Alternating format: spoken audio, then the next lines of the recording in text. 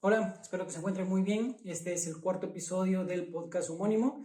Esta vez hablé con mi papá. Fue alcalde en el periodo 2005-2009 del cantón en el que vivo, el cantón Yanzasa. Conversamos de algunas cosas un poquito puntuales y muy escasas porque nos faltó el tiempo muchísimo, y nos extendimos bastante en algunos puntos. Así que espero en una próxima ocasión volver a conversar con él porque sí se quedaron pendientes muchas cosas por hablar. Hablamos del contraste de las generaciones, también algunas anécdotas que él tuvo, un paro que realizó en el colegio, el paro que a él le hicieron cuando estuvo en la administración pública y algunos factores que fueron determinantes para él mismo. Nada, espero que les guste. Si es que pueden apoyar este proyecto, pues siempre pueden comentar cualquier cosa en la caja de abajo. Y nada, un saludo, que se encuentren muy bien. Contar de que ellos no conocían la carretera.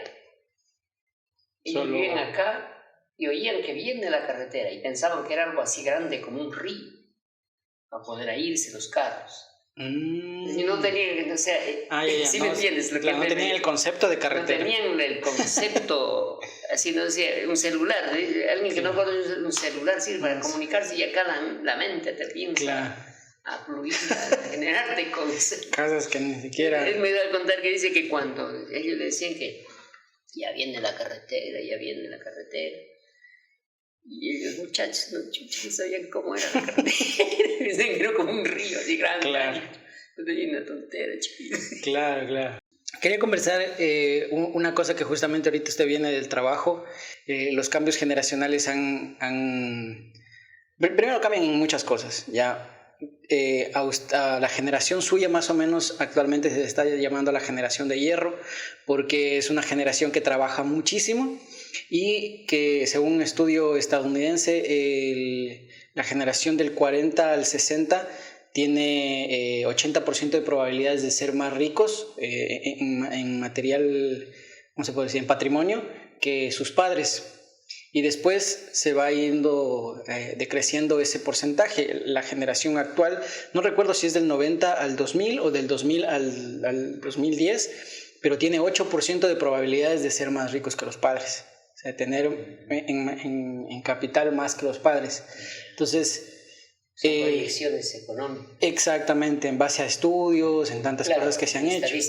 Claro, entonces, ahora yo siempre me pregunto, no creo que sea tanto coincidencia, también es el cambio generacional, pero, por ejemplo, usted trabaja desde muy temprano hasta muy tarde y, bueno, siempre son las crianzas de nuestros padres que nos mantienen así. Usted a nosotros nos creó diferente, no necesariamente al que se tenga que levantar tan temprano, pero sí a trabajar duro. Y las próximas generaciones, en cambio, tienen otros cambios. Por ejemplo, nosotros me acuerdo que nos decían siempre que a las 8 los niños ya tienen que estar dormidos, por ejemplo. Y a las 8 religiosamente dormíamos, cuando tenía unos 7, 8 años más o menos. Las generaciones actuales, en cambio, a veces hasta se amanecen. Entonces, esas proyecciones, inclusive del 2000 en adelante, creo que todavía ni siquiera existen en real. Eso se verá.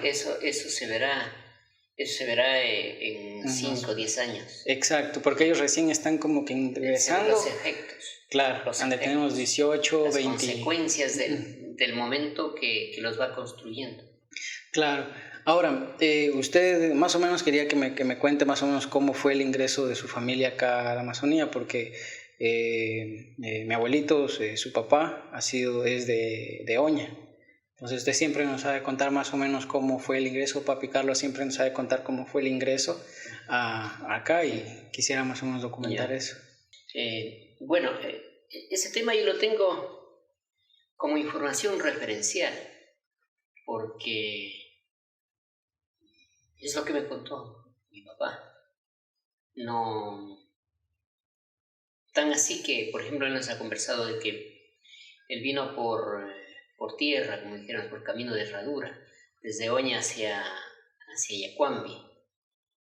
Nos conversaba que él pues había trabajado inicialmente en la costa como joven, buscando lugares donde puedan tener un trabajo para tener un ingreso económico, porque la situación económica en la sierra, producto de en primer lugar, de la superpoblación, ya de la sierra mismo, ¿no? De la sierra ecuatoriana, hacía de que la gente tenga problemas económicos, mucho más que venían de una etapa de hacendados, de huasipungos, de consecuencias de la reforma agraria mal aplicada en el Ecuador. Entonces ellos sentían la necesidad de que, así como muchos de aquí han tenido que emigrar afuera, más allá de la frontera de nuestra patria, entonces ellos sentían en ese tiempo la necesidad de emigrar a otra parte del Ecuador, ¿no? Que era lo alcanzable para ellos. Entonces él había ido a trabajar en la costa, y nos comentaba allí que ahí tuvo un mayordomo, un jefe de él que se llamaba Benito, y por eso yo soy Benito, ¿no? Okay. Entonces, mire, cómo las cosas a veces se producen en función de hechos que nada tienen a lo mejor que ver con, claro, pero que se dieron y que influyen para que algo pase. Entonces él dice que, bueno, ya joven, yo creo él debe haber estado por los 24, 25 años. Por tal vez 26, 27. De mi edad prácticamente. Sí, entonces él, creo que sí, por los 26 un poco más.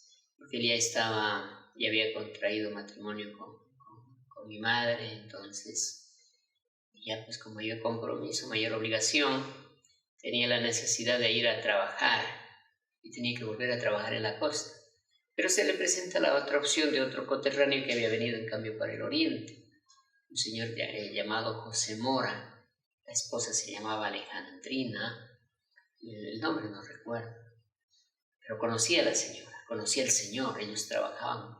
¿Usted lo conoció? Yo lo conocí hasta después, porque ellos vinieron después y trabajaban para mi papá en la finca, arriba, en la parte alta. Entonces, allí los conocí. Entonces, a través de ellos, él se informa de que por acá hay tierras bastante productivas, de que es bonito, etc. No tan bonito porque para ese entonces, y estamos hablando del año 68, que él decide venirse para el oriente. Entonces, desde tiempo había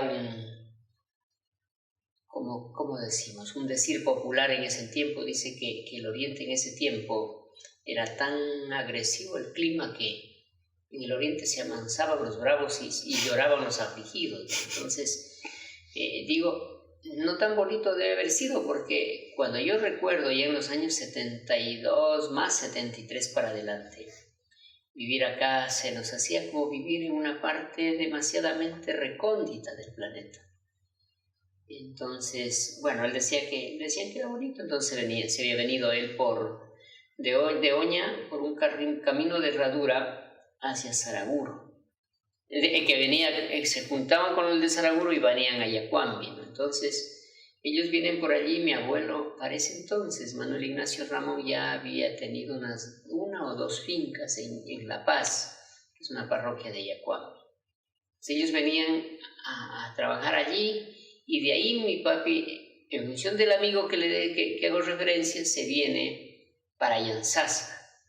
Ese tiempo ya 68, ya se escuchaba Yanzasa como un barrio, como un pueblo progresista, como para ir a vivir como ahí. Para ir a vivir, como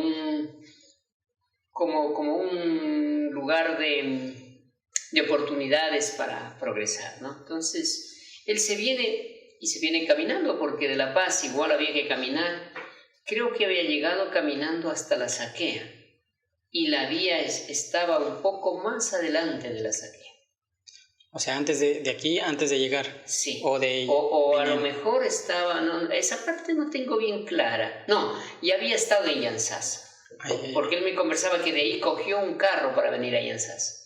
Y él venía preguntando por el lugar, por Yanzasa, y por un señor José Faicán, que era el dueño del terreno donde trabajaba este señor, el amigo, el paisano de mi papá. Entonces él llegó y ya pues, le informaron y le indicaron que dónde era. Él se bajó allí porque ese señor era el patrón o el jefe, el que le daba trabajo, a don José Mora. Entonces llega mi papi allí y pregunta si tienen trabajo, porque él quería trabajar, porque a la costa iba a trabajar de jornalero en las bananeras, igual acá tenía que trabajar. Entonces, bueno, consigue trabajo, le ofrecen trabajo, viéndolo joven, pues, claro, apuesto, fornido. Mi padre era un hombre muy, muy fuerte, muy valiente. Yo creo no haber visto otra persona que tenga tanta fuerza, inclusive, tanto temple para hacer los trabajos del campo que hacía. Entonces, él llega allí, consigue trabajo, hasta que, bueno, pasa algún tiempo, creo, y él entra en negocio con el terreno pequeño que era del señor Faicán, José Faicán. En ese tiempo el trabajo era en el terreno que después fue del abuelo Manuel Ignacio Ramón, o sea, más acá, ya en lo que es la jurisdicción de Yanzás. Pero el terreno que habían tenido también don José Faicán era el terreno de allá del sector de Zumbi, que lo compró. De la quebrada para allá, sí. De la quebrada para allá. Eso lo compra mi papá, por ahí medio en minga con el abuelo mismo, a medias. Bueno, es un negocio que habían hecho. Al final llegó a comprarle todo mi papá a mi abuelo. Y así es la venida de mi papá. Yo llego a tener conocimiento hace unos 4 años atrás que mi madre había estudiado en la Escuela de La Paz, porque el hermano de mi abuelo, era una persona muy buena, muy generosa, con la finalidad de que la escuela no se cierre en La Paz, le había pedido a mi abuelo que le preste a mi hermana para que viva ahí en la casa con mi tío, para que hayan más niños y no se cierre la escuela. Entonces, de tal manera que hasta esos hechos uno en la vida se ha ido enterando, así como digo, por la narrativa, por las referencias, por el contar de los hechos. Eso en cuanto a la venida hacia acá. Usted viene y de ahí lo ponen en la escuela aquí en la Rumiñahui, que relativamente es lejos de Piedralisa, y usted se venía de arriba caminando. Ya. Bueno, claro, en ese tiempo partamos de que Yanzasa siempre fue un pueblo que tuvo mucha expectativa de desarrollo. Mira que la escuela Rumiñahui es una de las escuelas más grandes de la provincia. Es una de las escuelas que se construyó con mayor previsión hacia el futuro, porque le construyeron la escuela Rumiñahui. En el 72, en el año 1972, le construyen un bloque, 3 bloques completos de aulas en una manzana para ese entonces. Es una escuela realmente con mucha proyección. Con mucha proyección. Ya tenía 2 aulas para cada paralelo, o sea, tenía 12 aulas aparte de la dirección. Había sido una previsión muy bien visionaria, muy bien concebida. Quienes avisoraron el crecimiento de Yanzasa en ese entonces nunca se equivocaron. De tal manera que nosotros vivimos en Piedralisa, de la quebrada hacia el sur, es decir, en el territorio todavía de lo que ahora es el cantón Centinela del Cóndor. Y yo tenía ya 6 años y yo escuchaba, porque yo siempre fui pequeño en mi desarrollo físico. Mira que no me pusieron a los 6 años, porque para decirle a mis papás era yo relativamente muy pequeño, muy niño, pequeño a más de eso, y caminar de Piedralisa a Yanzasa eran más de 3 kilómetros para llegar a la escuela. Entonces yo escuchaba. Uno cuando es niño escucha y bueno, se somete a las decisiones de los padres, ¿no? Sí, es lógico, por cierto.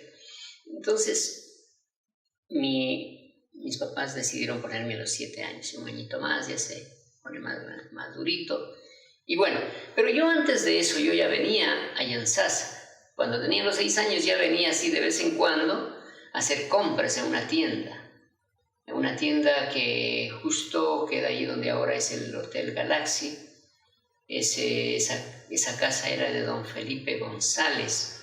Ahí había un local era un cuarto, pero era la tienda, una de las tiendas que había en Yanzasa y que vendían productos de primera necesidad. Entonces yo bajaba a comprar cuando ya tenía 6 años.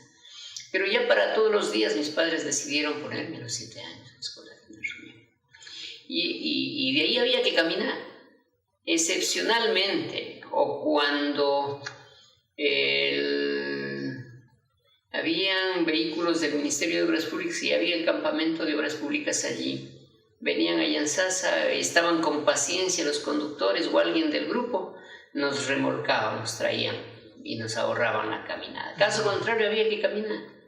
Y había que caminar y no por la vía que ahora hay, pues que es no, que la que que es asfalto, era por una vía muy, muy pequeña, muy angosta, en medio de la montaña, en partes de los matorrales, Aquí todavía tenemos, por ejemplo, en las comunidades más o menos vías muy precarias, ¿como cuál sería más o menos? Hablaríamos como la de Chicaña El Oso. Más o menos, como la vía Chicaña. Un carril y medio, en este caso. Sí, o como la vía Ungumiatza, así, muy sinuosa, muy angosta, como digo, en medio de los matorrales, de la montaña. Habían muy escasas casas en el camino. Entonces, hasta daba miedo, para uno como niño daba miedo caminar solo o tanta distancia, ¿no? Okay. Yo recuerdo los primeros meses, nosotros entramos ese año, se estudiaba en la mañana y en la tarde, el primer año, el año lectivo de 1973-1974, se estudiaba en la mañana y en la tarde. Mi papá me pagó el almuerzo y eso para que no vuelva a Piedralíza, porque no había transporte. Claro, pues en ese tiempo no había ni rancheras, no había nada. Ahora tenemos mucho transporte. ¿Y la cooperativa de Yanzasa ya había o todavía no hay? Estamos hablando del 73. La cooperativa Unión Yanzasa se crea en el año 1978. O sea, 5 años posterior a eso. No, en ese tiempo no. Habían para Yanzasa Zamora, habían ciertas camionetas que hacían fletes. O sea, iban y volvían trayendo pasajeros. No había un transporte organizado, no había transporte formal, ¿no? Claro. Y en ese entonces Yanzasa era parroquia de... En ese tiempo era parroquia, pertenecía al cantón Zamora. Igual Zumbi era parroquia.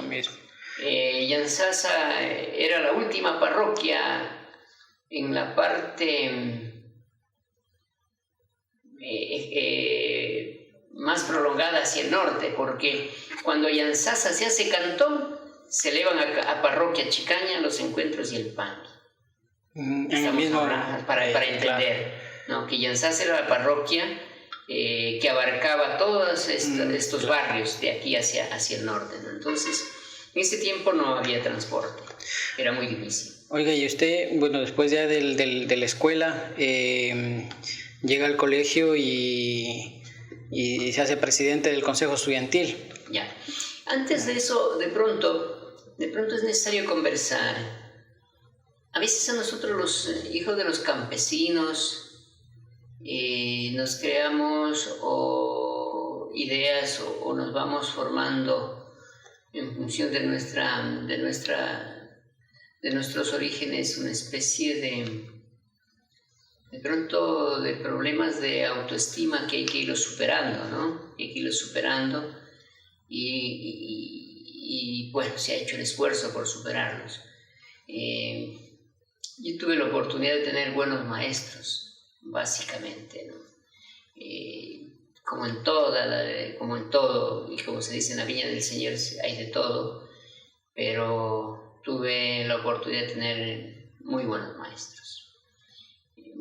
Me refiero a ellos, por ejemplo, Franco Chacha Vázquez, Miguel Ángel Iñamau Averos, Sigifredo González Cabrera. Ellos fueron mis profesores.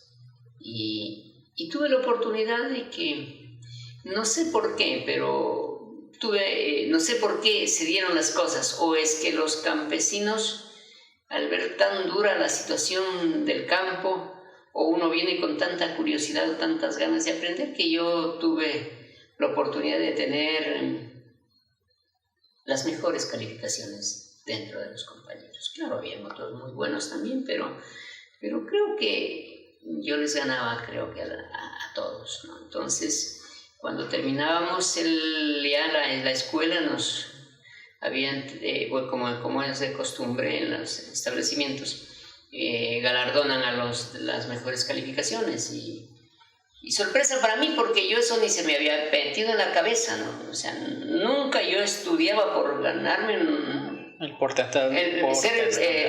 por ser el abanderado o estas cosas, ¿no? Estudiaba porque quería estudiar, quería aprender. Mis papás me mentalizaron para que me supere, para que aprenda, decían que hay que aprender, que hay que saber, que hay que leer, que eso nos va a liberarnos de muchas... en sí de la ignorancia, no lo decían esa palabra, pero del desconocimiento, ¿no? Entonces, porque ellos nos conversaban de que ellos tienen sus problemas. Yo recuerdo, a los 3 meses me hicieron escribir la primera carta para mis abuelos. A los 3 meses de escuela, de primer año de escuela, yo creo que es muy difícil escribir una carta, pero ahí lidiamos entre los 3, mi papá, mi mamá y yo, y logramos hacer una carta en diciembre del año 1973 y le enviamos una carta a los abuelos. Que estaban en... Que ellos vivían, mis abuelos paternos vivían en el Azuay, el lugar de nuestro origen. Y realmente, como quisiera volver a ver esa carta para ver que al final cómo la escribimos, porque fueron a los 3 meses de escuela. Claro. Con lo que sabía mi mamita, que había estado tal vez, creo que un poco tiempo en la escuela, y mi padre, que casi no había tenido escuela, ahí lidiamos, hicimos una carta. Y yo digo que tal vez eso me motivó a que tenía que aprender, y quería aprender, y aprendí, y estudiaba, y atendía, porque en verdad el profesor enseñaba y uno ya se sabía, y otros no entendían o estaban distraídos y tenían que volver a dar la clase, y uno ya como que, bueno, ya, otra vez aprendo, ¿no? Entonces, pero al final yo resulté siendo el abanderado de la Escuela Rumiñahui. En ese tiempo ya en la Escuela Rumiñahui tenía más o menos una cantidad de alumnos superior a los 300 estudiantes. 6 porque más o menos eran aulas de 30 alumnos cada uno, 6 por 6, 36, entre unos 300 a 400 alumnos. Era una escuela grande para ese entonces ya. Allí más o menos, digo, otro momento de mi vida que también resulta como que algo que me viene a la memoria y que trasciende en los hechos que fueron del pasado. Luego, lo que tú me preguntabas ya del colegio. El colegio es otra historia. O sea, lo en particular porque, verá, luego quiero conectar con una huelga que usted tuvo en el municipio. Entonces quiero conectarlo con la huelga que tuvo en el colegio. Porque hay unas declaraciones, pues, de que cuando usted era alcalde y le decían, recuerde que usted también hizo una huelga en el colegio. Entonces quiero más o menos ver ese recuerdo y conectarlo con el recuerdo de la alcaldía, porque... Si de pronto se aplica a quien a cuchillo mata, a cuchillo muere. Claro. Entonces más o menos por eso quería saber cómo usted vivió esa huelga y más o menos por qué se dio. Claro. Bueno, ya fuimos al colegio. Y eso ya fue en el 1 de mayo, porque yo los 3 primeros años estuve en el Marta Bucaná. Luego, al 1 de mayo, los 3 años de diversificado, llegué a ser presidente de la asociación estudiantil. Había un rector, que ahora es mi amigo, a quien respeto mucho como ser humano. Pero para ese entonces habían problemas, ¿no? Entonces, bueno, siempre he tenido el concepto, ¿no?, de que el ser humano debe ser valorado como ser humano. Y a veces han habido casos que la autoridad, bueno, a veces era con razón o a veces también hemos concebido que sin razón mayor, como que maltrataban al estudiantado.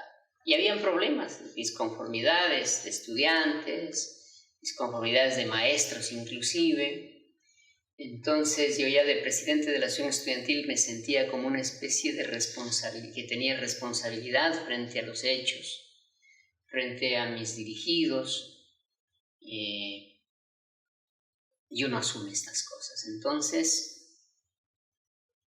ya pues habían jóvenes, adultos, no solo jóvenes o adolescentes en el colegio, habían adultos. Yo mismo ya, a ver, para ese entonces, estamos hablando del año 84, tenía 18, caminando los 19 años. Entonces uno siente ya ese apropiamiento de los problemas, mucho más por ser dirigente. Entonces hubieron problemas y por ahí encontramos algunas cosas como que podríamos considerarlas como irregularidades. Entonces fue el caballo de batalla para decir, bueno, hasta aquí este rector. Pero ustedes fueron como que, o sea, ¿hubo alguien que les pudo decir así como pueden hacer esto? O sea, o quién sabe, o nació de ustedes mismos decir, hagamos una huelga. Yo pienso que, bueno, nacer de uno no, sino más bien del consenso, del sentir, de la aspiración mayoritaria, ¿no? Porque entiendo que si la aspiración minoritaria hubiese sido esa, no hubiéramos dado el paso. Entonces ya la inconformidad, el malestar con aquella persona muy fuerte. Era fuerte, entonces había que asumir. No era nada cómodo para uno. Muy joven, por cierto, sin experiencia en estos hechos. Yo no había pasado como quien dijéramos, la conscripción en estas cosas, ¿no? De tomar una medida de hecho, de paralizar las actividades de un colegio, que era uno de los colegios más grandes de la provincia. En ese tiempo habían el 12 de febrero y el 1 de mayo, que eran los colegios más grandes de la provincia, y yo estaba al frente de uno de ellos. Entonces fue un paro estudiantil que tuvo el respaldo de los padres de familia, de muchos padres de familia, con mentalidad muy progresista, por cierto, porque si no tampoco se hubiesen sumado, y logramos paralizarlo hasta que tuvieron que cambiarnos el rector y nos encargaron ¿Cómo fue el paro? A un supervisor.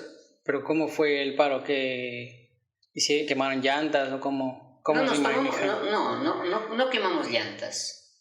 En ese entonces era como que... Tal vez eso iba de la mano. No sé por qué no lo hicimos, porque al final... No sé por qué no lo hicimos. Pero nos tomamos el colegio, o sea, cerramos, pusimos... yo recuerdo, yo en ese tiempo trabajaba en una imprenta y tenía ya algunos amigos conocidos de almacenes. Y con unos amigos digo, tráete unos candados y unas cadenas, y no teníamos dinero. Dile a la señora que ya le pago para ser parte mía. Como siempre, poniendo las balas, aunque no se tengan los recursos. Los recursos, ¿no? Entonces, hicimos eso y nos tomamos el colegio. Y claro, había muchos jóvenes. Una historia y gracias por recordarme, porque en este ajetreo de la vida hasta uno de estas cosas como que se va olvidando, ¿no? Pero me trae al recuerdo cuántas jóvenes, mujeres, señoritas, compañeros, jóvenes que nos hemos encontrado después en el devenir de los tiempos. Y tenemos ese nexo, esa conexión de haber estado allí, de haber hecho esa jornada. Y bueno, alguna vez conversando con el que le reemplazó al rector, porque vino un profesor de apellido, me olvido este momento, un supervisor, un buen amigo que se hizo luego, se encargó del rectorado.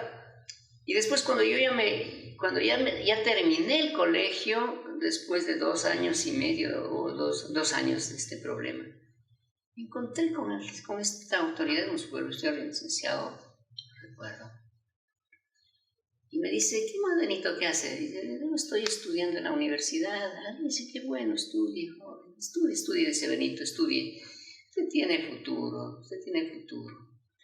Le quiero contarle una confidencia. Digo, ¿qué pasa, Liz? El licenciado, un supervisor. Dice, mire, Benito, cuando Cuando decidieron que yo vaya el 1 de mayo como rector encargado, yo tenía amigos en Yantzaza que me decían, no te vengas, no te vengas, no sabes dónde te vas a meter. Ese muchacho que está al frente del colegio es el mismo demonio. Dice, y Benito, no fue lo que yo me dijeron. Y tengo otro concepto, yo que viví con usted allí, usted como alumno, como estudiante, y yo como autoridad encargada. Claro, cosas así también me pasaron ahora en la universidad, que también estuve metido en temas políticos. No sé por qué, si es algo... Hay una frase que dice, si tienes menos de 30 años y no eres rebelde ante la autoridad, eres un estúpido. Y si tienes más de 30 años y sigues luchando contra el sistema, eres un estúpido. Dicen ese tipo de cosas. Bueno, esa frase, creo yo, es muy... es concebida en el hecho de que a partir de los 30 años, por lo general, la gente se adomestica, se podría decir, se acostumbra y dice, no, ¿sabes qué? Se siente. Claro, y dicen, mejor que las siguientes generaciones sigan haciendo esto. Y en la universidad me pasaba eso, ¿no? Yo tuve algunas broncas con algunas autoridades porque desde nuestra perspectiva teníamos que hacerse mejor las cosas, o había otras vías mucho más favorables para el estudiante, porque a veces el estudiante es la última rueda del coche. Y también siempre decían, no, el Suquisupa, tendrále cuidado, que ni siquiera. Y tuve la oportunidad después de trabajar con algunas de esas personas y eso me ayudó a que se revierta un poquito ese criterio de uno. Pero creo que es normal cuando se tiene bastante contacto, o sea, cuando uno está todo el tiempo trabajando y maquinando la forma de mejorar las cosas. Y también cuando le afectan directamente, ¿no? Creo yo. Pero cuando usted hace la huelga, cuando le hacen una huelga, un paro en el municipio por varias cosas. Yo cuando estaba muy pequeñito no recuerdo muchas cosas.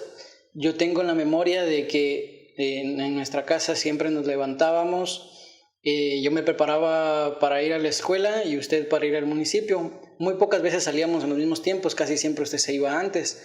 Yo entraba a las 7 de la mañana, creo que salía de la casa a las 6:30, 6:45, y usted ya se había ido. Pero recuerdo ese día que estábamos como que desayunando y a usted le llamaron y como que era muy temprano y algo empezaron a hablar usted con mi mamá. O sea, era algo atípico, que empiecen a hablar como que preocupados. Sí, o sea, preocupados. Y yo, o sea, no lo tomé como que muy importante. Y después, cuando yo veo un video que hay de la noticia que saca TV Los Encuentros, ahí empiezo a conectar y digo, yo recuerdo ese día que estaba haciendo tal cosa. Entonces, habrá muchas personas que recordarán ese día como que yo qué estuve haciendo ese día. Es como cuando pasa un temblor. Todo el mundo dice, yo qué estaba haciendo ese ratito, y empiezan a contar. Entonces, más o menos quisiera que usted me cuente cómo usted lo vio, quién le llamó, cómo fue que armaron ese paro. Que como antecedentes, o sea, supuestamente le arman ese paro, de lo que dice la noticia, es porque se desalojaron unas chancheras que había a las orillas de aquí del Zamora, que colindan con las calles de Yantzaza, a 1,5 cuadras de la avenida principal. Y por supuestamente unos damnificados del proyecto del FODI, del Fondo de Desarrollo Infantil. No sé, ¿no? Entonces, más o menos eso eran como que los antecedentes del por qué se hicieron esas huelgas.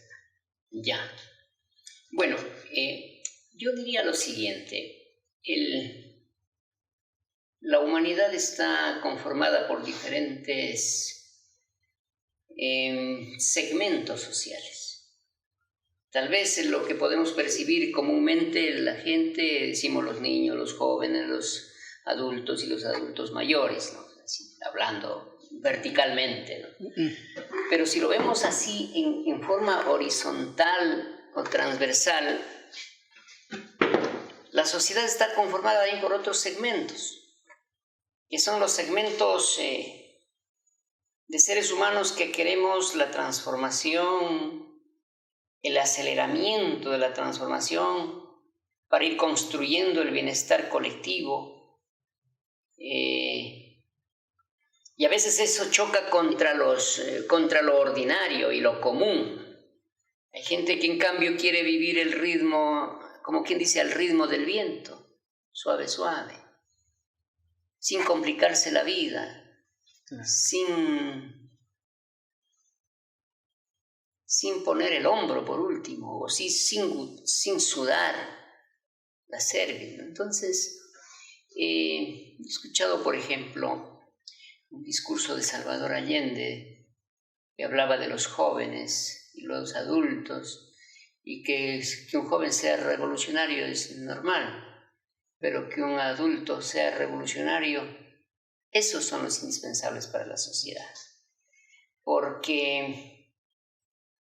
¿Y por qué digo esto? Porque en primer lugar lo siento así, que esa es una realidad, pero desafortunadamente no hay, en muchos de los casos, la articulación necesaria entre los cuantos revolucionarios que habremos en la tierra para avanzar en ese aceleramiento. Y desafortunadamente quienes no están en esa onda son los que luchan en contrario. Entonces, en esa medida, hago ese pequeño análisis para explicar lo que me sucedió a mí.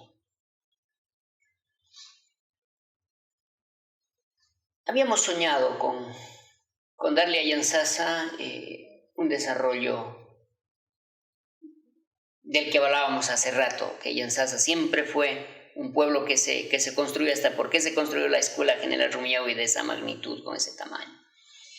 Y por qué la gente escucha a Yantzaza y piensa que Yantzaza es un pueblo progresista y de desarrollo.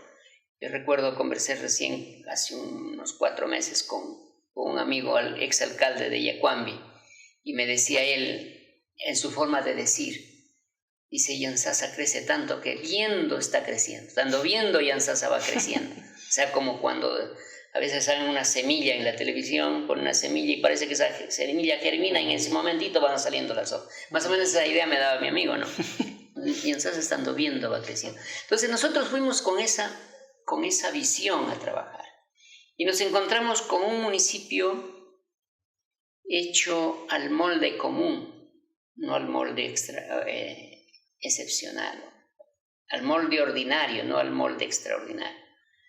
Y nos encontramos, con excepciones por cierto, de empleados que no quieren aportar lo suficiente, yo digo que se patean por sentarse y no trabajar, con los que yo les he llamado los pies de acero para el desarrollo de los pueblos.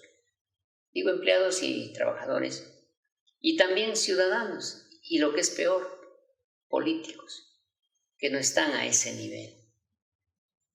Yo soy revolucionario y sigo siendo revolucionario. En mí no ha cambiado el concepto, pero claro, lo que tú decías hace rato, de pronto eso de la fuerza misma, del ímpetu, de pronto sea con natural de la juventud, ¿cierto? Porque como quien dice, está la pila con todita la energía. Nosotros tenemos la energía, tal vez no a ese nivel ya, por el desgaste mismo, por la salud, por la experiencia vivida y a veces hasta por las decepciones que vienen encima. Sin embargo, esa llama subsiste y se aflora y se exterioriza, ¿no es cierto? Entonces, por ese asunto, nos encontramos con ciudadanos que tenían su casa en la avenida, en cualquier otra calle de la ciudad, menos en la calle que quedaba junto a la ribera del río. Sí, río Zamora me refiero. Levantamos una información y habían 300 chanchos en chancheras totalmente inadecuadas, totalmente antitécnicas. Yo tengo un recuerdo, así una fotografía de esas chancheras. Una vez me llevaron al río para botar piedras y bajamos por un sendero que iba así en zigzag, en puro lodo, y casi nos caemos. Y recuerdo que eran unas chancheras que, por ejemplo, aquí la mesa, hasta aquí era la chanchera, pero las tablas sobrepasaban y luego había otra más chiquita y luego otra más larga y puro retazo pegado. O sea, eran unas chancheras totalmente, de cartón casi. Sí, totalmente antitécnicas y antihigiénicas en lo absoluto. Entonces, uno como autoridad piensa que debe hacer, que eso es su responsabilidad, hacer las cosas de la mejor manera. Y eso estaba mal. Estaba contra la salud, contra la imagen de ciudad, díganse así. Pero claro, los dueños de esas chancheras, como no vivían junto a las chancheras, estaban cómodos porque sabían que pedían el material de desperdicio de alimentos a sus vecinos en el mercado y ellos hacían y tenían su rédito económico en algún momento. No importa lo que le pase al prójimo. Porque tampoco en ese entonces se alimentaba con balanceado, sino con pura lavaza. Claro, puro desperdicio de alimentos de los restaurantes, de las fondas, etc. Entonces, eso había que hacerlo. Y claro, sosteníamos y debemos sostener de que para algo están las autoridades. No podemos poner una autoridad para que, tratando de caerle simpático a todo el mundo, no haga las cosas. Y claro, eso tiene un costo. Eso tiene un costo. Ya han pasado, desde que terminamos el periodo, más de 12 años y hay personas que todavía su dolor por aquello persiste. Sin embargo, hicimos lo que teníamos. Eso por lo de las chancheras. Con los empleados o trabajadores, con los que lo que pasa creo que casi en todas las entidades públicas, el de por debajito vender el combustible o cualquier cosa, eso también cortamos. Pero como el negociado era de que el municipio le daba un boletito. Claro, le daba una orden de entrega. Nosotros llegamos a descubrir eso. Pero desafortunadamente, como teníamos concejales de oposición, teníamos que pelear en tantos frentes y hasta con el frente político. Porque si los concejales se hubiesen puesto del lado nuestro, de la patria, de la sociedad, hubiéramos hecho mucho mejor el trabajo. Para entender más o menos con el tema de los concejales es de que el consejo lo conforman 6 personas y 5 y el alcalde. Ah, claro. 5 concejales y el alcalde. Claro, y 6 votos, ¿no es cierto? Son 5 votos. En ese tiempo el alcalde no tenía voto dirimente. Ah, no podía. No, ahora con la nueva ley, con el nuevo ordenamiento jurídico, el concejal tiene voto y voto dirimente. Tiene 2 votos el alcalde ahora. En ese tiempo no tenía. Entonces, de los 5, 4 eran en contra. De los 5, 4 en contra. Solo para entender cómo los segmentos, de lo que yo hablaba, de los segmentos revolucionarios y los otros segmentos que no se complican la vida, desafortunadamente es mayor. Y por eso nosotros, los que queremos cambiar el mundo, siempre tendremos problemas. Claro. Siempre habrán dificultades, salvo que haya una buena educación, una buena formación de valores desde los hogares, para que todos nos pongamos en la onda transformadora de la sociedad. Pero la onda transformadora no para a pretexto de desarrollo destruir el recurso natural, la naturaleza, la humanidad, los ríos, los bosques, el suelo, no. O sea, hay que concebir, el revolucionario tiene que concebir el desarrollo, pero de una manera integral, conservando lo que nos permite desarrollar y sobrevivir sobre la tierra. Entonces, por ejemplo, el caso de lo que decían los del FODI, el Fondo de Desarrollo, o de las guarderías. Había un grupo de señoras que ellas querían administrar una guardería. Pero de acuerdo con los programas y los parámetros de funcionamiento de las guarderías tenían que funcionar con un comité de padres de familia. Y estas señoras eran unas abuelitas. Ellas ya no tenían ni nietos y querían administrar uno de los centros. Entonces yo no sé, yo quisiera atreverme a pensar que era o la gana de figurar o la gana de alguna forma beneficiarse del centro. Pero ellas también se sumaban a los que hacían el paro. Pero los mentalizadores del paro se inventan, a más de eso, y esa es una de las cosas que hay que combatir, y una de las cosas detestables. Se inventan de que ese día lunes que se hizo el paro, que era un día lunes 11 de diciembre del año 2006, que yo ya tenía la orden firmada para ir a desalojar a los que habían hecho un asentamiento en Gran Colombia, Playa Rica. Entonces trajeron un poco de esa gente que pues, no se informa, por eso la ignorancia o el desconocimiento es el motor que puede mover a un pueblo a hacer cosas que a veces no se deben hacer. Yo en ese tema no tenía ninguna determinación porque es un tema que estaba en manos de la justicia ordinaria de los tribunales, de los juzgados, en el sentido de que el asentamiento humano, por un lado se decía que era un terreno donado por un señor Aguilar. Los dueños, los que venían ocupando ese suelo hasta antes de eso, los señores Chamba Faicán, una familia muy respetuosa, muy respetable y amigos personales conmigo, ellos en cambio defendían indicando de que eso era de ellos. Entonces, ante una situación de discusión de propiedad por un lado y un asentamiento irregular, uno como alcalde no tiene nada que ver. Lo que no puede ahí hacer es obra porque mientras hayan litigios no se puede invertir los recursos públicos. Sería ilegal. Sería ilegal y por último eso le puede significar una glosa para la autoridad que invierta en algún lugar donde no está facultado para hacerlo. Entonces habían traído de ahí un poco de esa gente y eran los políticos, ahí un concejal, el concejal Simón Armijos, el exalcalde Julio Aguilar, un señor Marco Paz, que era presidente de la Asociación de Empleados, por ahí un poco de gente que quiero mejor omitir de decir sus nombres.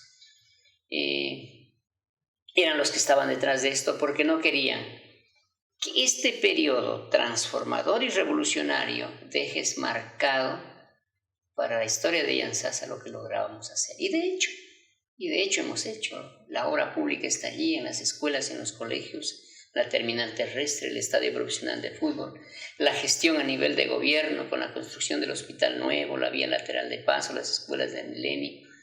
En la escuela del Milenio en los encuentros, donde ahí se puso gestión y cuántos recursos adicionales se pudo conseguir para el municipio de Yantzaza y por ende para el cantón. Entonces, mientras era otro enfoque y ahí no cuadra quien a cuchillo mata, a cuchillo muere. Y entonces, claro, alguien de los que estaban heridos todavía por el hecho del pasado que yo tuve que protagonizar en el 1 de mayo, de pronto pudieron haber sido los que dijeron esto, ¿no? Pero yo tengo mi conciencia tranquila y por eso a mí me decían algunos amigos, querían entrar por la fuerza, querían poner un volquete con un cable, templar el portón y abrir y meterse ya en forma de... En estampida, la gente que me respaldaba, que era mucha gente que estaba afuera, ciudadanos de los barrios, habían salido maestros, autoridades educativas donde estábamos construyendo la obra, que veían que las cosas no eran como la gente insensata que ahí estaba y manipulada diciendo, no eran así las cosas.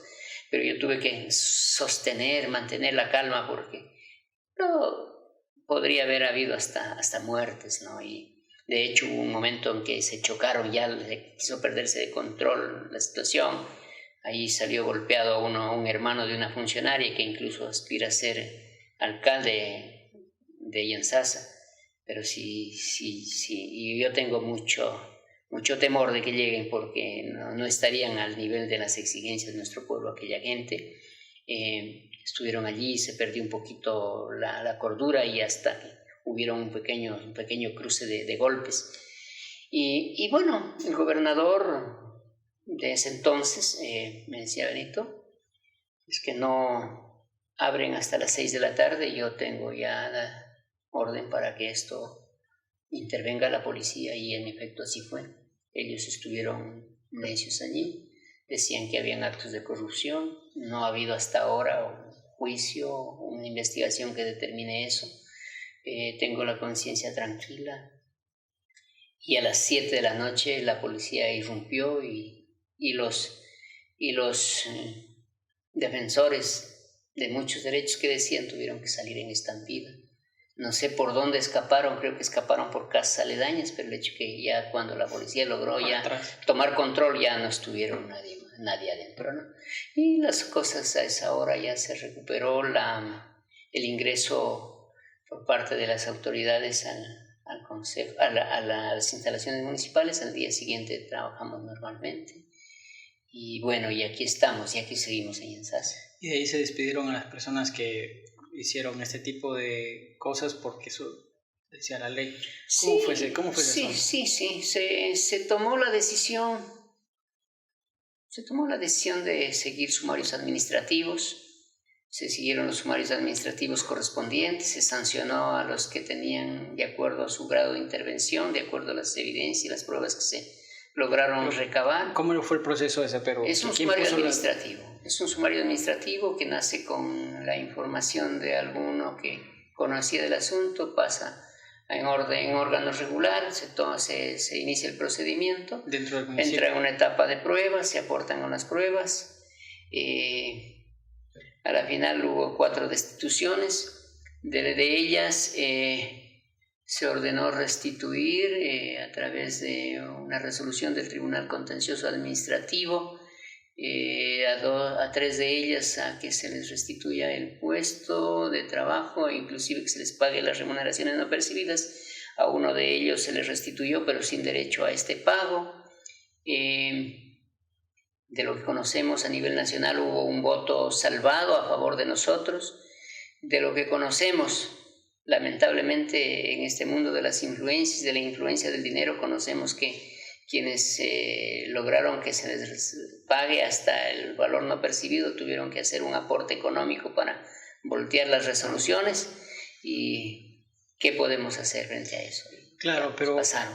Claro, hay algunas cosas que a lo mejor algunas personas no cachen muy bien por la terminología más que todo, ¿ya? Y más o menos como que tratando de aterrizar como yo lo entiendo. O sea, se destituyen a 3 personas, a 4 personas. Ellas, después de que usted deja la alcaldía, hacen una apelación o alguna situación. Ellos impugnaron el acto y eso estaba en camino. Luego terminó nuestro periodo y ya las cosas quedaron pues allí, y el que tenía que defenderlo, el municipio, más bien era aliado de ellos. Entonces ya no se hicieron las cosas que tenían que hacerse. Claro, y parece que ellos también pudo haber influido en la decisión final. Claro, o sea, ellos apelan cuando usted era alcalde, pero el trámite lo sigue el siguiente alcalde. Demasiado largo y tedioso, sí. Inclusive. Y ahí pierde el municipio. Entonces, como a ellos se los destituye y ellos tenían nombramiento, ellos tenían que recibir una liquidación, se podría decir. Claro, recibir una liquidación de los valores no percibidos. Y ahí el municipio lo que hace es pagar. Y obviamente el municipio no...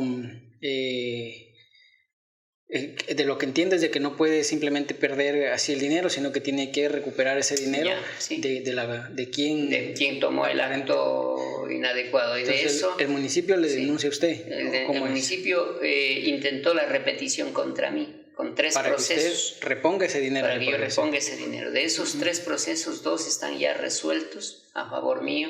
¿De cuánto era el monto? Superan los $100,000. Entre todos. Cada uno. Cada uno. Sí. Entonces, el municipio, de esa forma se perjudicó a Yensasa con una cantidad, yo podría decir... El municipio le pagó a cada uno de ellos más de $100,000. Sí. Y el municipio, para tratar de reponer ese dinero, que creo que ese es el proceso, le denuncia usted. Se llama la repetición. Exacto. Usted gana esos juicios, ¿sí? Y ahora el municipio, ¿de dónde va a sacar? ¿Que les tiene que pedir a ellos que devuelvan? ¿O cómo va a ser el proceso ahí? Eso ya se queda allí. Porque el acto que yo tomé no fue un capricho personal, sino fueron en base a hechos reales que vieron la comunidad, que fue noticia nacional. Entonces, ventajosamente, así como hay jueces que les ayudaron a volver, también hay jueces que han defendido la razón. Yo le digo, a nivel nacional, cuando casamos la sentencia, cuando se casó la sentencia, porque la dejamos casando nosotros aquí. ¿Qué significa casar? Para que lo revisen en Quito, porque en Loja ya nos ganaron. Nos voltearon, y sé que lo voltearon con $25,000. Okay. Entonces, apelamos a Quito, casamos la sentencia. Para entender, apelamos a Quito, porque a veces la gente entiende la apelación, no la casación. La casación es un juicio a la sentencia. Entonces, en Quito nos da la razón un juez, y los 2 van por el otro lado. No sé también qué influencias pudieron haber movido a ese nivel, pero el hecho que un juez cuando nosotros ya estábamos fuera de la alcaldía, cuando nosotros no teníamos nada que hacer por el municipio y por Yantzaza, porque no era al final suyo tampoco. Claro, porque ya no era mi responsabilidad y ya no estaba dentro de mi competencia, yo ya no era alcalde, estaban las cosas en Quito y pese a eso, a que no había quien mueva un dedo por la causa colectiva, nosotros tuvimos un juez que nos dio la razón. Claro, porque el municipio ya en ese entonces, al ser estaba administrado por los aliados de nuestros enemigos. Tampoco iba a defender la causa. Se cruzaron de brazos. Ellos querían que sus amiguitos reciban el premio de la forma como lo estaban Ahora, luchando. hay una cosa también de que, por ejemplo, a usted siempre le golpearon mucho en los únicos medios de comunicación que había en ese entonces, y que para más o menos contextualizar el evento de ese entonces todavía no había ni redes sociales, no había Facebook, no había una forma, 2009, no había una forma de poder contrarrestar gratuitamente como ahora existen. O al menos el derecho a la réplica, que se llama después en alguna ley de comunicación. Entonces, a usted, no recuerdo si fue mi mamá o alguien que me contó de que alguna vez a usted le denunciaron de forma pública, no de forma legal, en una radio, y usted plantó un juicio de, ¿cómo se llama eso?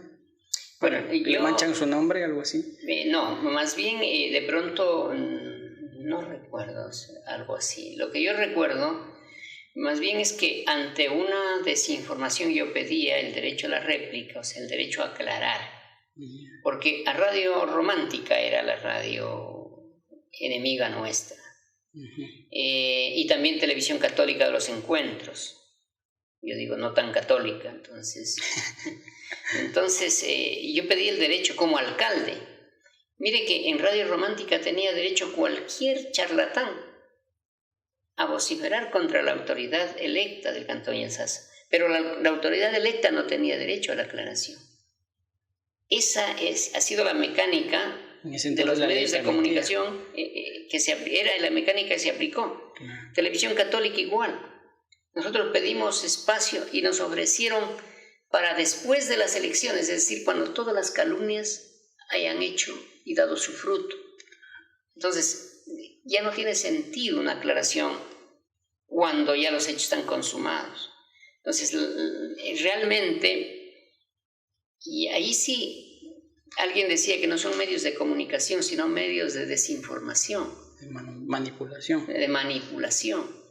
Cuando no se va a la fuente, cuando no se descubre, investiga la verdad, y más bien se direcciona, porque eso era direccionado, ni siquiera era que se equivocaron, era intencionalmente direccionado para hacernos daño. En verdad no había redes sociales, en ese entonces no habían las redes sociales, eso vino mucho más después, y nosotros aquí con 2 medios de comunicación masivos en contra, por más. Y ahora que está pasando un caso aquí medio complicado con el alcalde actual y un ex funcionario, se hace esa réplica y contrarréplica en uno de los medios tradicionales, pero sí, al menos sí hay, bueno, no medios digitales, pero al menos sí hay esa oportunidad ahora. Hay esa oportunidad, claro.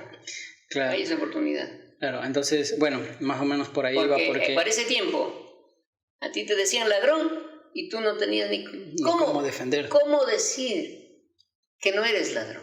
Claro. No eres ladrón. Se calumniaba demasiado. ¿Y cómo replicamos eso? Claro. Por eso de pronto viene muy bien esa frase de que la historia me absolverá. Y creo que al final la historia, a los tiempos, con el tiempo, va absolviendo a quienes los acusaron en algún momento. Pero yo siento de que existe un cierto resentimiento hacia el pasado de muchas personas que que el tiempo le dio la razón. Por ejemplo, alguien que estuvo en contra de usted, después los actos y el tiempo evidenciaron de que usted tenía la razón, y esa persona vive resentida por ese mismo hecho de que usted tuvo la razón, ¿sí me entiende? Y que por eso inclusive se cierran mucho más y no recapitulan y dicen, bueno, me equivoqué, busquemos reponer el presente, tal vez tomando un poco más de responsabilidad con los mismos actos que antes hice, ¿sí? Es decir, el juzgar a la gente o el asumir algo que sin prueba alguna. Entonces, como que miran con resentimiento el hecho de que usted sí tuvo la razón y prefieren inclusive cerrarse y no dar paso a que ahora se pueda mirar un mejor futuro para el cantón. Y eso pasa creo que en muchos aspectos. Entonces, bueno, ya no nos queda mucho tiempo para conversar. Quería conversar inclusive del tema de la maquinaria, de contar más o menos cómo fue la experiencia en eso, los juegos amazónicos que hicieron aquí, creo que son experiencias muy bonitas, el aeropuerto mismo que quedó a una palabra de poder hacerse aquí y que las próximas autoridades no hicieron nada, de cómo usted escogía su equipo de trabajo, pero podemos grabar otro ratito, aprovechando que lo tenemos aquí cerca. Entonces, nada, quería cerrar más o menos justamente con el hecho del tema de comunicación, que usted tuvo tal vez falencias en ese aspecto, primero porque era un ámbito que poco a poco se iba descubriendo el tema de las comunicaciones. Básicamente. Sí, y usted tomó la decisión de en ninguna obra suya poner un letrero realizado por la administración tal a tal, que es algo creo yo, algo muy importante que recalcar, porque en algún aspecto puede ser en contra y en un aspecto puede ser beneficioso. La gente puede ver hasta letreros chiquitos. Alguna vez decía Carlos, hombre, hasta en un semáforo pusieron un letrero. Bueno, en dos semáforos de aquí en Sasa pusieron un letrero realizado por esta administración. Creo que ya es un poco de avaricia, creo que es un poco de egocentrismo, pero hay cierto punto en el que sí es importante ciertas cosas. Hasta cierto punto es permitido ese tipo de cosas, porque a lo mejor es importante que la gente sepa este espacio fue gestionado por tales personas. Entonces, ¿por qué usted tomó la decisión de no poner ni un solo letrero? O sea, ninguna obra suya tiene un letrero. Bueno, sí. Bueno, no suya, de su gestión. Sí, de la gestión, sí. Lo que pasa que a veces uno piensa, y eso creo que nos debe pasar a todos los seres humanos, que piensa que lo que yo tengo como información también la tiene la información el resto del mundo, ¿no? O sea, el resto de la población. Y nosotros nos marcamos en nuestra administración por una austeridad. Yo decía que estamos en una especie de economía de guerra para poder ahorrarnos los recursos para hacer otra obra adicional. Entonces yo descubrí que en cada uno de los proyectos que se hacían decía un rubro letrero y costaba 300, 500, 700, 250, depende del tamaño y depende del costo de la obra. Y todos los letreros le pasan factura al municipio. Entonces a mí se me metió en la cabeza de que esa obra la hacemos nosotros, la gente se informa, entonces ¿para qué? Pero en la realidad, lo que tú dices es cierto, la información es necesaria. Un departamento de comunicación e información debe estar bien concebido para que un gobernante pueda entrar en la cabeza, en la conciencia de la gente, de sus mandantes, y poder decir lo que está haciendo para que la gente esté informada y a veces no le crea pues al mentiroso que dice otra cosa, ¿no? Entonces, yo digo, sí, o sea, bajo ese concepto lo hicimos, por ahorrar recursos, definitivamente, y también por modestia, porque hay autoridades que hacen más grande el letrero que la obra. Claro. Y nosotros por modestia y por austeridad tomamos esa decisión y pagamos el costo. Ahora, se me estaba ocurriendo ahorita con lo que está diciendo usted, yo tengo una propuesta o sea, se me acaba de ocurrir. Existen ahora unos códigos que se llaman códigos QR, son unos códigos, o sea, se codifican por puntitos y el teléfono lo puede leer y le redirecciona a una información, le dice una información. Si usted lee un código QR con su teléfono, le sale, yo qué sé, el número de contacto de Pablo Ernesto Suquisupa es tal, la dirección es tal y todo eso directamente en su teléfono. Es un avance tecnológico, es como el código de barras que saben tener los productos, y es un avance tecnológico que podría ser utilizado para la administración. A lo mejor podría hacerse letreros estándar sobre el código, sobre que exista un código QR puesto en la obra, y obviamente que diga obra del municipio, que no diga el periodo, simplemente que diga obra del municipio o obra del municipio y el Consejo Provincial, cosas así, y que la gente que quiera saber cuánto costó, quién fue el contratista, porque eso es lo que dicen los letreros, qué administración la hizo y todo eso, simplemente lo pueda leer con su código, con el código QR, y que el letrero no sea más grande que la obra. O que los... Mire, claro, no, a lo mejor correcto, no, yo creo que sí, yo creo que sí, sí. Claro, en tanto y cuanto todos los ciudadanos puedan estar al tanto de esa innovación tecnológica. Sin embargo, lo poco que hicimos, por ejemplo, yo recuerdo, hicimos una adquisición en 4 años, 7 meses, que fue nuestro periodo. En maquinaria compramos, o sea, rompimos un récord, o sea, muchos récords. Y superamos en adquisición a lo que habían hecho, lo que habían adquirido en 24 años. En 24 años de vida institucional del Cantón Yantzaza no se compró maquinaria en la cantidad y en la calidad que nosotros compramos.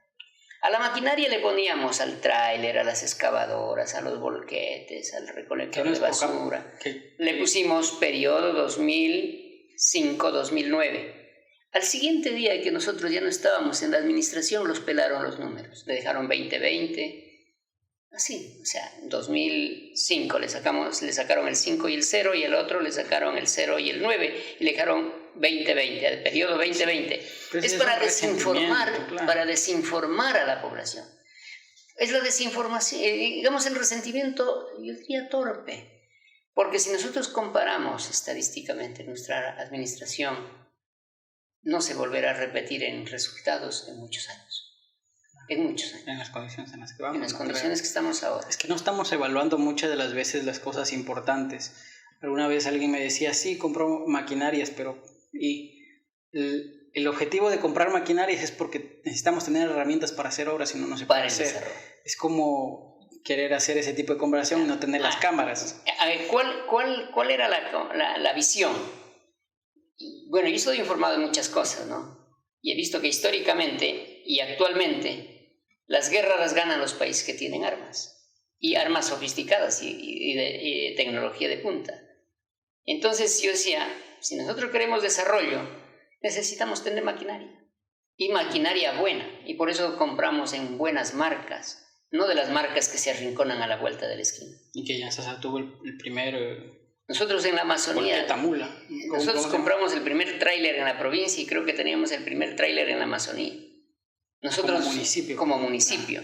Nosotros prestábamos nuestro tráiler a todos los municipios, al Consejo Provincial, al Ministerio de Obras Públicas, nosotros como municipio.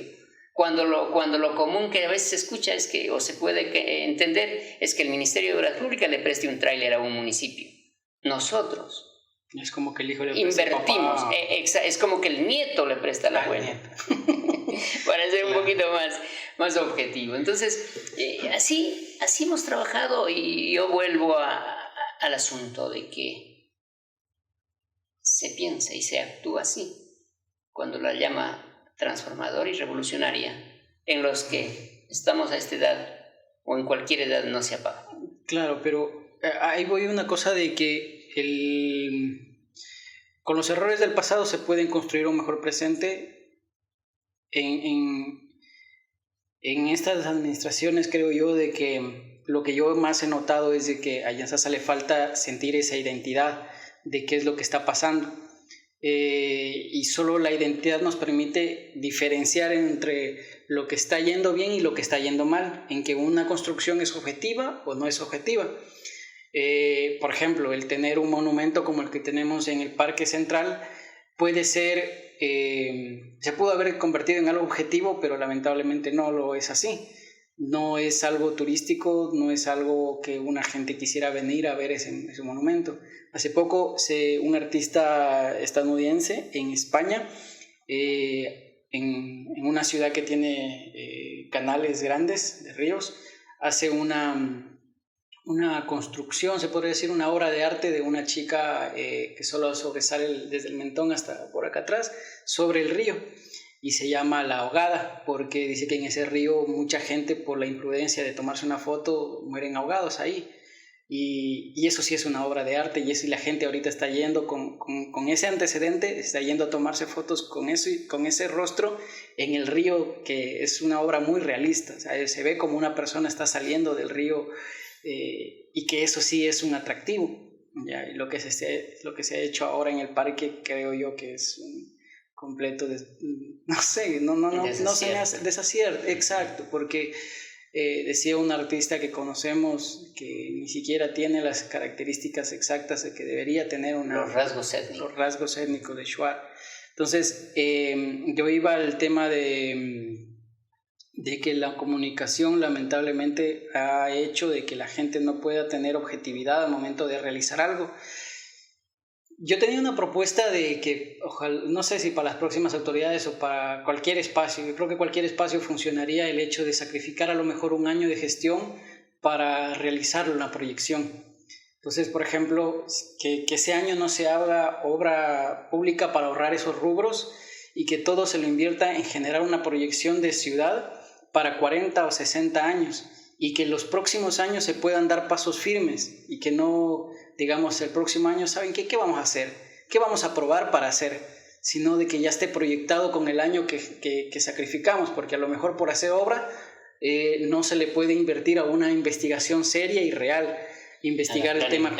Exacto. Entonces, por ejemplo, que la ruta nos diga en qué periodo el alcalde tiene que construir qué obra. ¿Sí? Por ejemplo, digamos que tengamos que cerrar el graderío del estadio que todavía no está cerrado y hacerlo ya con graderíos tribuna, con palco y tanta cosa, que sea un estadio de talante nacional.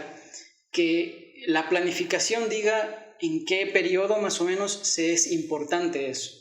Porque a veces, por ejemplo, entra un alcalde que le gusta más el fútbol, tal vez construye más estadios que a lo mejor un velódromo que es para los ciclistas, ¿sí? O tal vez entra un profesor que es, un alcalde que sea profesor y tal vez construye más cosas para la educación que más edificios para escuelas que a lo mejor cosas turísticas, ¿me entienden? Entonces que la visión Misión.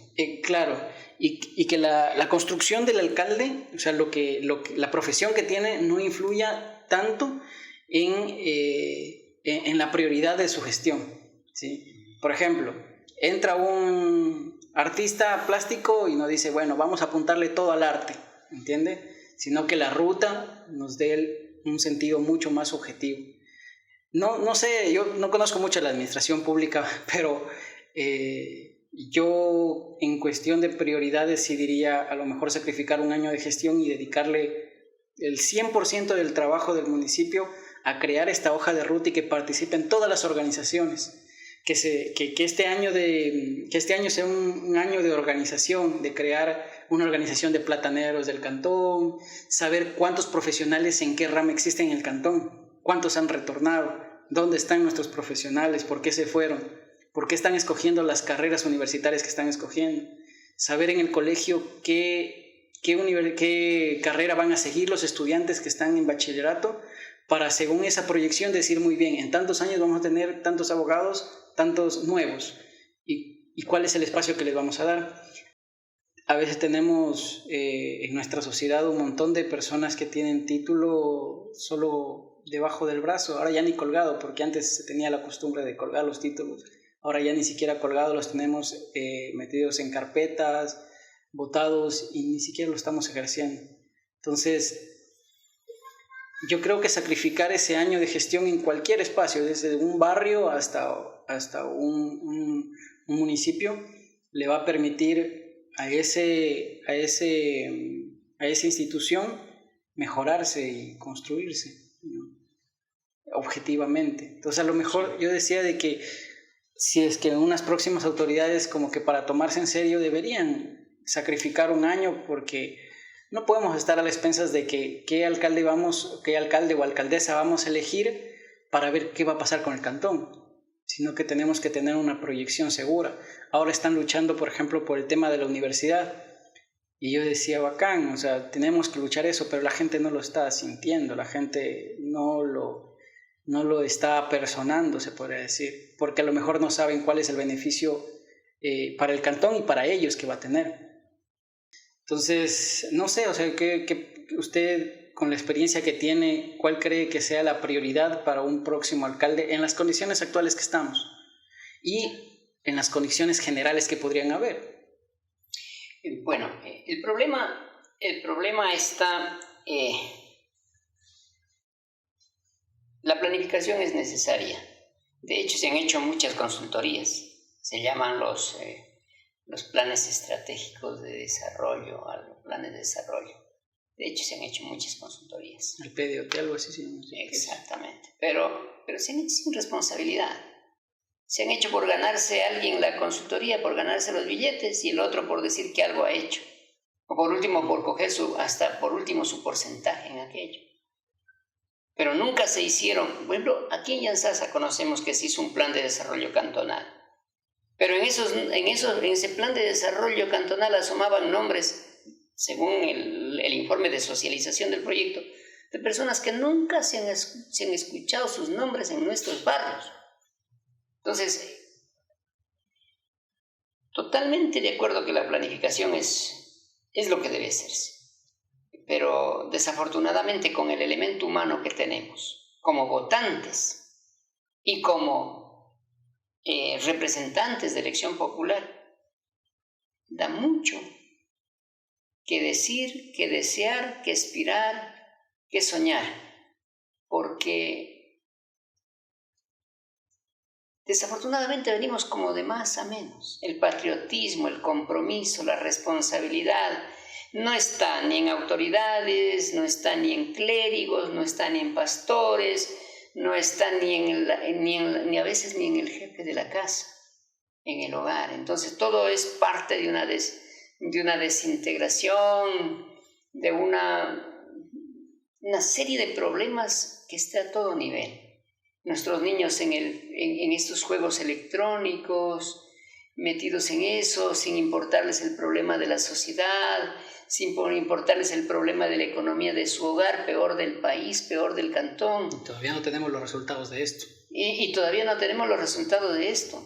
Los resultados de esto yo me atrevo a pensar que ya no vamos a tener esos resultados en las cárceles, sino en las calles de la sociedad. Lo que está pasando en las cárceles, después de unos 5 o 10 años lo vamos a tener a la vuelta de la esquina.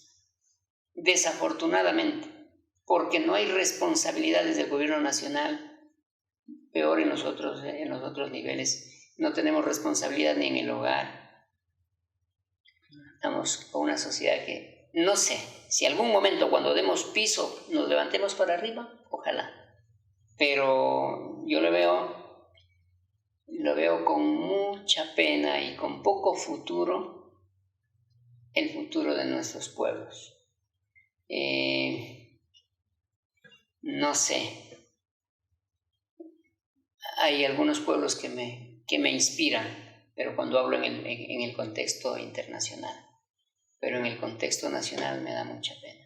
Claro, es políticos. Es difícil encontrar un ejemplo de que esté funcionando o que inclusive para regresar a ver y tomar como ejemplo. De hecho, la planificación sí se la ha tomado, pero se la ha tomado como un fin de lucro. Claro. Como un contrato más para que, como eso es así nomás, en letritas, en numeritos, les da mayores réditos y entonces el porcentaje es más para acá. Uh-huh. Por eso hay ricos de la noche a la mañana en la política. Y el pueblo es indolente que sigue buscando en esos estereotipos de políticos la tabla de salvación y seguimos. Y seguimos, es que la administración pública o el espacio público ahorita se lo está considerando como una oportunidad, como un salvavidas para salir económicamente, porque... De hecho, a mí un ciudadano alguna vez me dice, oye Benito, dice, ¿qué te parece? Dice, oye, yo me he puesto a analizar, para salir económicamente, ¿no es cierto? Es irse a Estados Unidos, meterse a la mafia o a la política. O sea, le veía como tabla de salvación a la política. Claro. Cuando la política no debe ser eso, no debe ser vista así si queremos desarrollo para todos. Debe ser vista como el espacio, la oportunidad de servirle al resto de la sociedad con lo que humanamente puedo aportar. Pero que es difícil ahora encontrar una persona, o sea, es difícil distinguirle a una persona de que si es que va o no va a hacer las cosas bien. El problema es que el ciudadano también vota pensando en que tal o cual candidato le va a llenar los bolsillos con contratos, con trabajo. Claro. Entonces esos ciudadanos ayudan a mentir, a la demagogia, a la mentira, y ayudan a difundir los planes de trabajo ilusorios. Es que por eso que no aterrizan en la realidad económica de los pueblos. Claro, pero y vienen los ricos de la noche a la mañana que tenemos en nuestros pueblos, para decirlos, y que la gente conoce. Para que las cosas cambien tenemos que, bueno, yo digo, el día que lo que pasa en las cárceles pase en la calle, quizá allí, y bueno, sentémonos a ver qué es lo que tenemos que hacer. Porque también mi vida está en peligro. La vida de mi hijo, de mi hija, de mi abuelo, de mi pariente. Porque en el resto del tiempo la gente está pensando, pues digo, que los que queremos revolucionar y transformar somos menos que los otros. Y ahí está el problema. Claro. El problema está allí, porque si esto fuera invertido, fuera otra cosa. Claro, es que por eso le digo, y ahora, pero ¿usted cree que eso es algo de ahora, que ahora hay menos compromiso con la sociedad, o antes también? El asunto es político, y es de programas de gobierno, y es de ideología. No nos olvidemos que en lo político estamos a un lado los de la derecha, al otro lado los de la izquierda, y en el centro, lo que decía Facundo Cabral, los que deciden su propia vida. Es decir, 3 o 4, como que nos daba a entender, o somos de izquierda o somos de derecha, pero no, eso de independientes es el cuento, ¿no? De tal manera que el día que la gente entienda que los programas de gobierno cuentan para la gobernabilidad y el resultado de la política pública, ese día quizá el pueblo empiece a cambiar. Porque mire, nosotros hicimos lo que hicimos en Yantzaza, es en función de una ideología, de un principio, de un plan concebido en favor de la mayoría de las... ¿Usted considera que sin ideología no se puede hacer un...?